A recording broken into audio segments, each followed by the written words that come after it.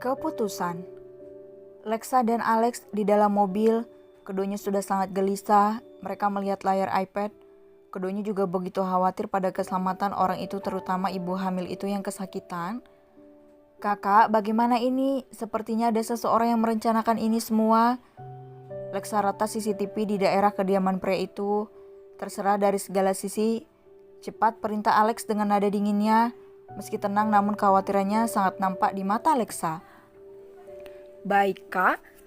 Lexa melakukan apa yang dikatakan oleh Alex. Jari kecilnya memainkan iPad itu dengan cepat.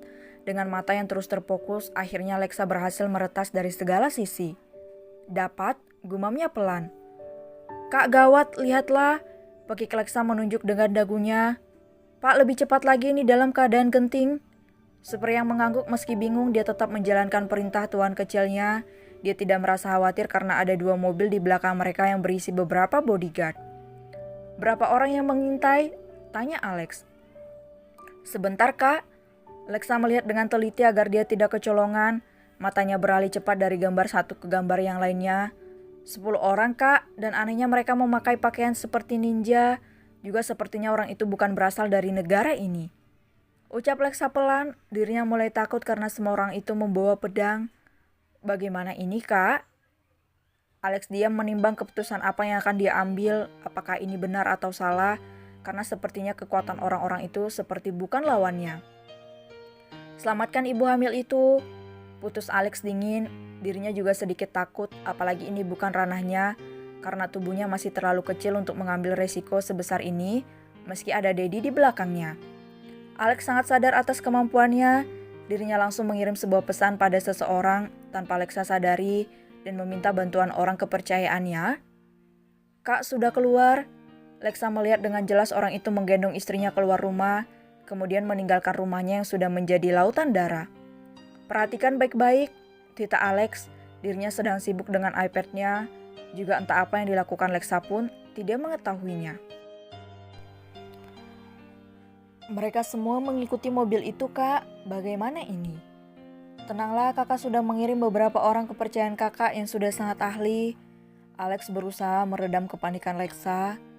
Alex harus segera menyusun rencana, dirinya diam memikirkan rencana itu, sedangkan Lexa tetap memperhatikan iPad-nya dan sesekali terus meretas CCTV setiap jalan yang dilalui mobil itu. Meski panik, Lexa berusaha untuk tetap tenang seperti apa yang dikatakan oleh kakaknya. Sayang, bertahanlah. Pria itu membelai pelan pucuk kepala istrinya yang menahan sakit. Jawabnya menahan rasa sakit di perutnya. Berusaha untuk tidak berteriak agar suaminya tidak khawatir, meski sebenarnya benar-benar panik karena istrinya tidak mengetahui apa yang terjadi. Pria itu melihat sebuah mobil mengikuti mereka dan juga beberapa orang yang seperti melayang di antara pepohonan yang rindang. Sial, kenapa harus sekarang? Batin pria itu panik karena tidak ada satupun penjaga yang mengikutinya karena semua sudah mati di kediamannya. Tuhan, tolong selamatkan istri dan anakku. Cukup mereka yang selamat jika takdir membuat aku pergi. Tolong lindungi mereka, Tuhan. Batin pria itu pasrah, sekarang tergantung keberuntungannya menyelamatkan istri dan anaknya. Tidak ada yang bisa dia lakukan karena satu-satunya alat yang bisa digunakan untuk berkomunikasi tidak ada. Tertinggal karena kepanikannya tadi, serta kewaspadaannya yang menurun. Bruk. Berulang kali mobil di belakang menabrak mobilnya, namun dia tetap tidak berhenti. Dengan kecepatan penuh mengendarai mobilnya meski sedikit rusak. Di bagian belakang tidak masalah, asal cepat sampai di rumah sakit. Tidak berhenti begitu saja, salah satu orang yang berpakaian serba hitam menjatuhkan dirinya tepat di depan kaca mobil, membuat mobil itu seketika oleng dan berjalan tak tentu arah. Suara tembakan menggema di luar mobil, entah apa yang terjadi. Mata itu menatap tajam dan tatapan membunuh ke arah 2 orang yang berada di dalam mobil. Jarak pandang yang terbatas membuat pria itu ingin mengerem mendadak agar orang itu jatuh, dan sebelum mengerem, orang itu pergi namun seakan sudah terlambat di depan. Ternyata ada jurang sebelum tikungan hingga dirinya tidak sempat untuk menginjak rem untuk menghentikan laju mobilnya yang cepat. Mobil itu meluncur terjun bebas dari atas menuju jurang hingga suara dentuman itu terdengar nyaring seperti bom. Asap yang mengepul dari dalam mobil itu yang mengeluarkan api besar. Boom! Beberapa orang yang berpakaian hitam berdiri di atas jurang dengan senyum seringai. Misi selesai, timpal salah seorang ketua dengan tatapan dinginnya. Senyum penuh kemenangan nampak jelas meski tertutup, hanya memperlihatkan mata mereka, kemudian mereka semua pergi meninggalkan daerah itu, melesat cepat dan menghilang begitu saja. "Lexa bagaimana?" tanya Alex. "Orang-orang itu sudah pergi, Kak," jawab Lexa. "Bagaimana keadaan di bawah?" tanyanya lagi pada adiknya. "Aman, tapi..." Lexa merasa ragu untuk mengatakannya pada sang kakak. "Cepat katakan," tegas Alex. "Kita kehilangan jejak suaminya, Kak, tapi ibu hamil itu sepertinya sudah tidak bisa menahannya lagi." "Bagaimana dengan mereka? Lakukan."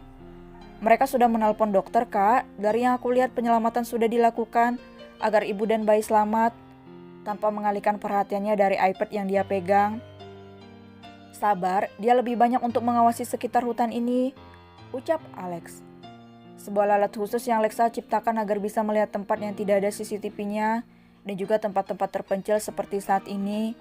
Alat yang canggih bukan? "Sudah kulakukan, Kak." "Pak, tunggu di sini, kita akan segera kembali," ucap Alex pada sang supir. "Siap, Tuan kecil," ucap sang supir. Keduanya turun dari dalam mobil dan berjalan kaki menyusuri jalan setapak. Lexa yang tampak bingung pun hanya bisa diam mengikuti langkah kecil sang kakak yang berada di depannya. "Kakak, kita mau kemana?" ucap Lexa yang semakin penasaran karena sang kakak mengajaknya berjalan masuk hutan, padahal tadi sebelum masuk hanyalah sebuah taman kecil. "Jangan banyak bertanya, Lexa. Cukup ikuti kakak, nanti juga kamu akan tahu," ucapnya lagi, dirinya semakin mempercepat langkahnya. Lexa diam tidak lagi bertanya dan mengikuti kakaknya meski dengan rasa penasarannya. "Pakai ini." Alex memberikan sebuah topeng berwarna pink. Meski bingung, Lexa tetap memakainya, begitupun Alex memakai topeng berwarna hitam untuk menutupi area wajahnya. Alex terus berjalan, dia tidak merasa tersesat ataupun bingung karena dirinya sering melewati jalan ini dan itu hampir setiap hari. Berbeda dengan Lexa yang mengerucutkan bibirnya sebal karena kakaknya yang berada di depannya.